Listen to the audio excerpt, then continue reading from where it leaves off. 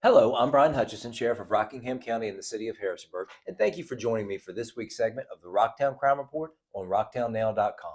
Today is Friday, November the 8th, and we got a great segment for you today, so let's get started. Let's get right to it. Normally, when we look at crime numbers, arrest numbers, and different trends, a lot of times we'll do that and look at the numbers for a week or for a month, or maybe even a several month time period if you've seen some of the previous segments. But today we have a very unique situation for you that we're going to look at in a different way, and it's really kind of in a response to something that occurred last week. So we'll put a graphic on the screen for you to take a look at here, and really what we're doing is just looking at a day.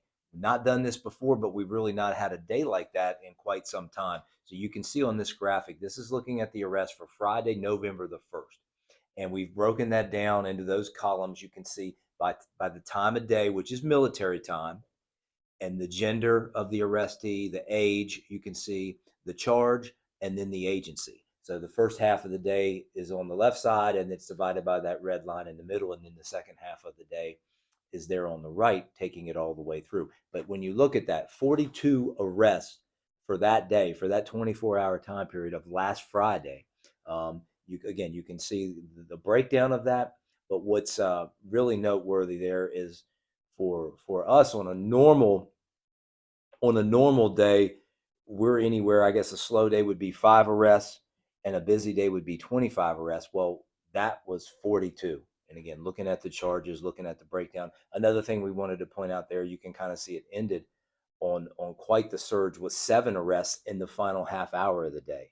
So it was truly a wild 24-hour period there last Friday. What made that so unique? I think really just my theory on it is it's just a perfect storm. You had Halloween, and when you say you're looking at Friday, November the 1st, well, remember that Friday starts at 0001. The parties from Thursday night are still going on. And Halloween, when you have a Halloween on a Thursday night in a college town, the weekend started. And so I think it was just a perfect storm. The weather was great, a lot of events going on. The Thursday Halloween kind of just started things off, and it really carried out throughout. If the rest of the weekend, if you look at those numbers we had for the remainder of the weekend, or really Halloween itself, we had 23, which is kind of on that towards a busy day for us.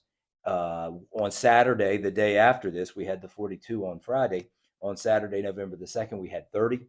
And on Sunday, November the 3rd, we had 19 arrests. So again, when you consider, we look back for the past 6 weeks before that, those 4 day weekends usually average between 55 to 65.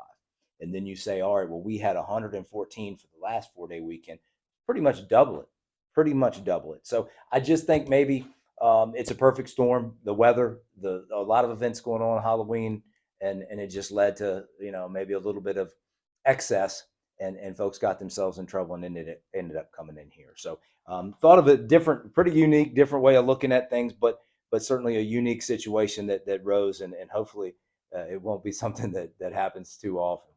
The next thing we wanted to go to is the question of the day. This one's short and sweet, but it's a very good one. So we'll cover that. The question was, do you still have the drug take back program? And the answer to that is yes, we do. From time to time, we'll do the special events out in the community and at different locations. But really, what's important to note there is we have the collection basket or container, the DEA container that we submit. It's in our lobby 24/7. So if you have unused, unwanted, unneeded medications, whether it's from a surgery you had or a prescription you no longer need, or whatever the case might be, we encourage you drop them by. It's no questions asked. Our lobby is open 24/7. You can stop by any time here and safely dispose of those medications that are no longer needed. So good question. Appreciate that. And the answer is yes, we have it by all means. Another thing we wanted to point out is we're coming up on Veterans Day. So we want to start off by saying thank you, a big thank you to all those who have served in the U.S. military. I'll say a special thank you to my favorite veteran couple, Richard and Laurie, U.S. Army's finest right there. And we have a lot of great military folks with military experience and veterans that work for us here at RCSO. So always been a close bond, I think, between the military and law enforcement.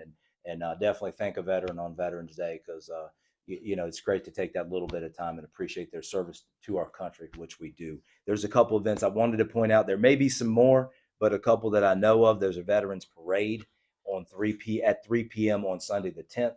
Goes right through downtown Harrisonburg. So if you're able to catch that out, or bring the kids and come out to do that in kind of honor of Veterans Day there. And then I know there is a Veterans Day ceremony in Grottos, and that is on Monday the 11th at 11 a.m. They're having that in the town hall at Grottos. Another great event to go to, and I'm sure there's others. There's just a couple others that those are just a couple of them that I've been made aware of that you may want to check out. And certainly hope everybody has a happy and safe Veterans Day weekend. Hopefully, on our side of it, it's nothing like Halloween weekend that we just went through. Hopefully, we get things back down to normal in that sense. But again, want everybody to have a great, safe Veterans Day weekend. This weekend, if you have any questions for future segments, we love to have the questions. So if you have a question you'd like to get on to a future segment of the Rocktown Crime Report, you can send that into the news at rocktownnow.com. And we'd love to get you on for a future segment. Again, we always appreciate the questions. Hopefully we got some interesting information to you today, and we will see you next time.